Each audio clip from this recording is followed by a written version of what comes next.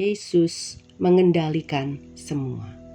Pembacaan kita dalam Markus 6 ayat 45 sampai 52. Tetapi saya akan baca Markus 6 ayat 48 dan 50. Ketika ia melihat betapa payahnya mereka mendayung karena angin sakal, maka kira-kira jam 3 malam ia datang kepada mereka berjalan di atas air dan ia hendak melewati mereka. Sebab mereka semua melihat dia dan mereka pun sangat terkejut. Tetapi segera ia berkata kepada mereka, "Tenanglah, aku ini, jangan takut." Saudara yang kekasih dalam Tuhan, di dalam kitab Injil tercatat peristiwa Yesus berada di Danau Galilea bersama dengan murid-muridnya, yaitu ketika Yesus bersama dengan murid-muridnya di dalam satu perahu. Kemudian angin ribut datang dan Yesus meneduhkan angin ribut tersebut. Dan yang kedua di dalam kisah ini. Tetapi bedanya, dalam kisah ini Yesus tidak berada bersama murid-muridnya di dalam perahu. Dan saat itulah ada angin sakal yang menghadang perjalanan para murid. Saudara yang kekasih dalam Tuhan, dalam kehidupan kita sebagai anak-anak Tuhan, ada saatnya angin sakal juga bertiup. Entahkah angin itu membawa berkat ataukah sebaliknya angin itu mendatangkan kehancuran dan merusak. Angin yang sedemikian itu tentu berasal dari iblis. Angin ribut datang dengan cara yang berbeda-beda, bisa besar juga bisa kecil. Namun satu hal yang sama, yaitu kita semua tidak dapat memprediksi kapan angin tersebut dapat datang atau akan datang.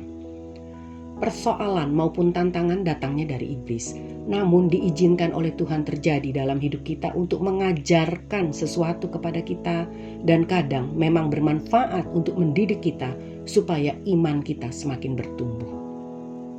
Kita harus sadari, kehidupan mengiring Yesus bukan hanya tentang mujizat, tetapi ada kalanya juga tentang penderitaan atau keadaan yang kurang baik dalam anggapan kita. Hidup mengiring Tuhan tidak selalu enak dan gampang. Tidak mudah sebab ada saatnya iman kita ini pun diuji. Saudara, angin sakal yang menghadang para murid bukanlah angin yang besar atau yang bersifat menghancurkan. Akan tetapi angin ini terus menghadang bertubi-tubi sehingga menghalangi pergerakan kapal untuk maju menyeberangi Danau Galilea. Akibatnya para murid merasa sangat kepayahan, lelah karena tidak ada kans untuk melangkah maju. Apalagi bisa segera sampai di tujuan.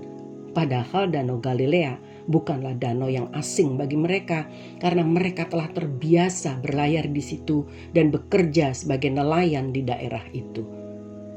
Saudara dalam Tuhan, bersusah payah dalam bahasa Yunani adalah basaniso yang mempunyai beberapa pengertian. Yang pertama, pergumulan seseorang saat mereka terlibat di dalam pemeriksaan di pengadilan.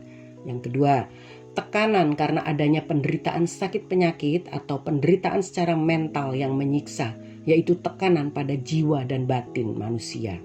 Yang ketiga, tekanan karena diperhadapkan dengan lingkungan sekitar yang bertentangan atau tidak sesuai dengan kebenaran firman Tuhan. Nah, keadaan yang seperti ini yang dialami oleh Lot yang disebut orang benar, yang mau berkompromi dengan dunia. Ia pergi ke Sodom dan Gomora, tempat orang-orang berdosa, dan tinggal di situ meski Lot tertekan jiwanya.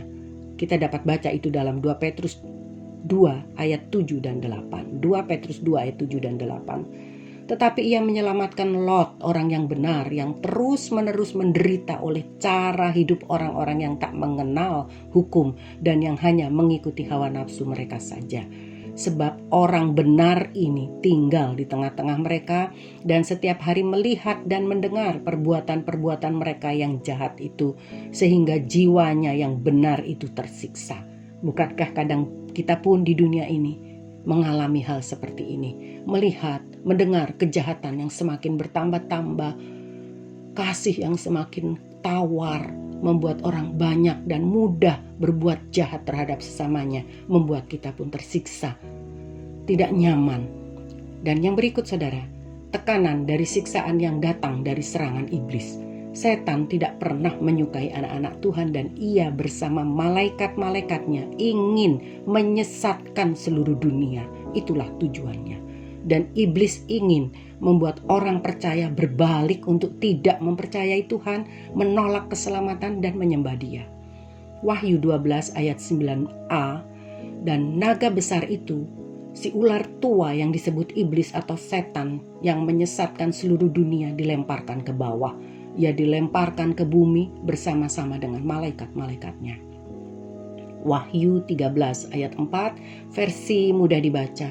Mereka menyembahnya karena memberikan kuasa kepada binatang itu. Mereka juga menyembah binatang itu sambil mengatakan, siapakah yang berkuasa seperti binatang itu dan siapakah yang dapat melawannya. Kemudian dalam Wahyu 12 ayat 12 versi firman Allah yang hidup, saya baca demikian, bersukacitalah hai sorga dan semua warganya, bersukacitalah. Tetapi celakalah kalian, hai orang-orang di bumi, karena setan sudah datang kepada kalian dengan amarah yang meluap-luap, karena ia tahu bahwa waktunya tinggal sedikit. Setan adalah musuh kita yang paling jahat. Ia tahu masanya sudah singkat dan kedatangan Tuhan Yesus yang kedua kali sudah semakin dekat. Saudara yang kekasih dalam Tuhan, Tuhan Yesus tidak pernah ditaklukkan oleh angin dan gelombang, persoalan sebesar apapun, sebab Dia yang pegang kendali. Jesus takes control. Jika Jesus takes control, maka Dia atasi semuanya. Tuhan izinkan angin persoalan datang kepada murid-muridnya untuk menunjukkan mujizatnya yang belum pernah Ia tunjukkan sebelumnya. Dia punya banyak cara untuk menunjukkan kuasanya dan otoritasnya atas alam. Dan benar, angin sakal diperintahkannya untuk diam, untuk teduh, dan angin pun tunduk kepada perintahnya. Puji Tuhan. Kita semua tahu, angin menggambarkan kesusahan, permasalahan, melelahkan, dan yang dengan susah payah sering kita hadapi. Dan usaha mendayung perahu sebagaimana murid-murid mengalaminya yang telah dengan sekuat tenaga diupayakan, itu pun tidak dapat melawan angin sakal yang datang, dan angin itu menahan perahu mereka untuk maju. Sungguh menguras pikiran dan tenaga, sehingga kekuatan pun bisa semakin merosot dan tenaga melemah, dan tujuan pun seolah semakin menjauh, tertutup atau sulit untuk dapat dijangkau dan dicapai. Saudara yang kekasih di dalam Tuhan, ada 3 hal yang harus kita ingat sewaktu kita menghadapi badai kehidupan, persoalan atau tantangan yang sangat melelahkan fisik maupun rohani kita, yaitu terimalah fakta bahwa sebenarnya tangan Tuhan mengatasi dan mengendalikannya. Persoalan seberat dan sebesar apapun tidak akan dibiarkannya membuat kita celaka dan binasa.